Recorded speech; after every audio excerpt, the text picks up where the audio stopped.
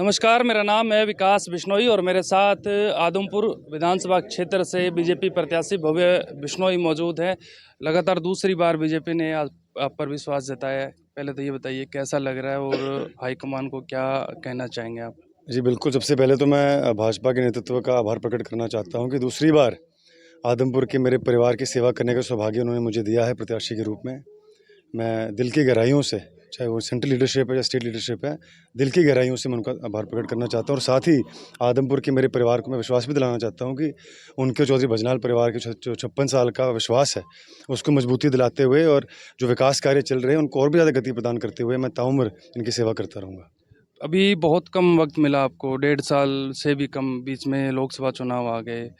तो अच्छा खासा पैसा आप लेकर आए हैं, आदमपुर में आए हैं, दिल्ली ज़्यादा नहीं रहे या फिर चंडीगढ़ रहे हैं। कुलदीप जी भी यही बता रहे थे।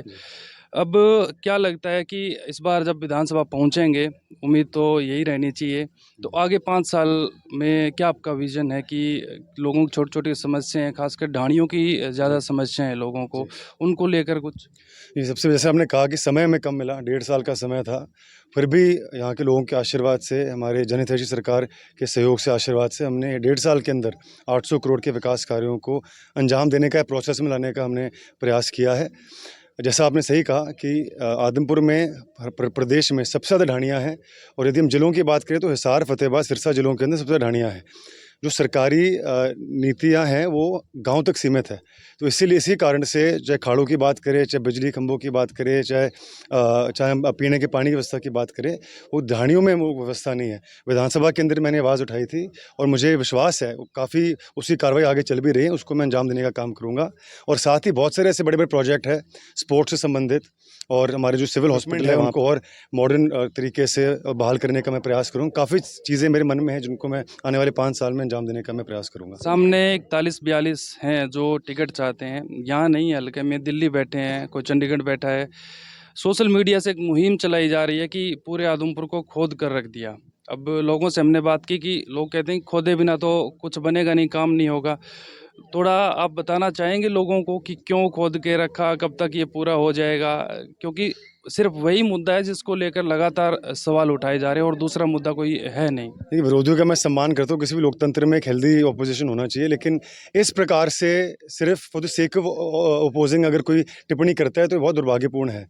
आदमपुर में हमारे विरोधियों के बारे में के पास कोई मुद्दे नहीं हैं, तो फिर वो अंधेरे में तीर मारने का प्रयास करते हैं। जैसे आपने कहा मंडी आदमपुर में हमारे पीने की पाइपलाइन, बरसाती लाइन और सीवरेज की लाइन बिछाई जा रही है। बच्चा भी जानता है कि वो नीचे बिछाई जाएगी, कोई आसमान में तो बिछा नहीं सकते और ये बड़े प्रोजेक्ट है।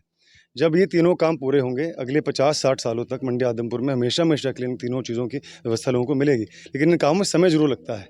तो अभी खुदाई हो रही है, पाइपें बिछाई जा रही है, उसके बाद सड़कों का निर्माण भी होगा, लेकिन थोड़ा सब्र करना पड़ेगा। एक आखिरी बात, अब तो चाय-पानी के प्रोग्राम चल रहे हैं आपके, उसमें भी अच्छे खासे लोग आ रहे हैं, उत्साह थोड़ा दिख रहा है। तो पिछला जो चुनाव था, वो उपचुनाव था, विपक्ष भी पूरा आदमपुर में आ गया था, सरकार पूरी आदमपुर में थी।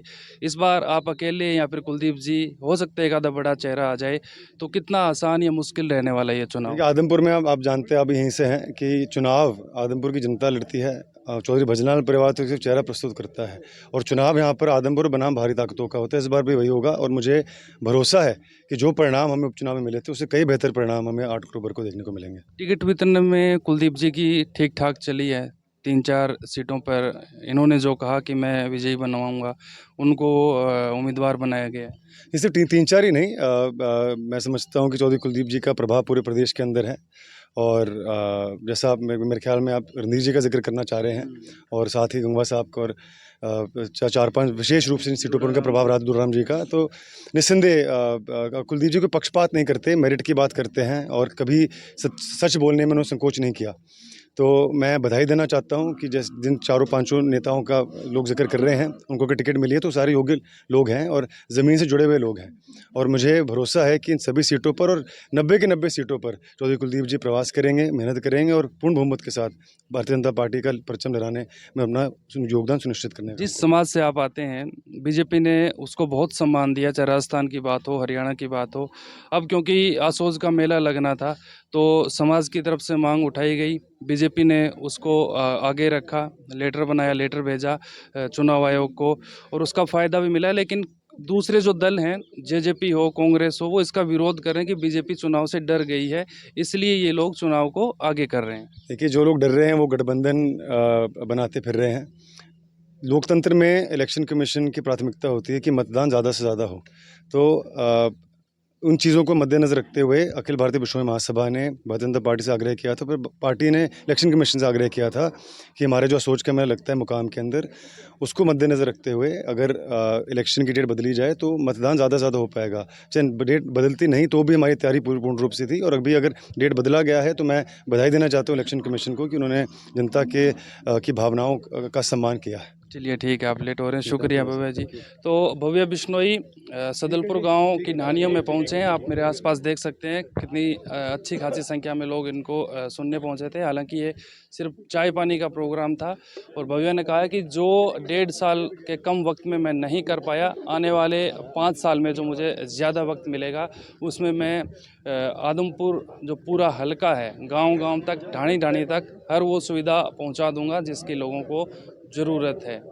सदलपुर से साथी गोपाल के साथ मैं विकास बिश्नोई।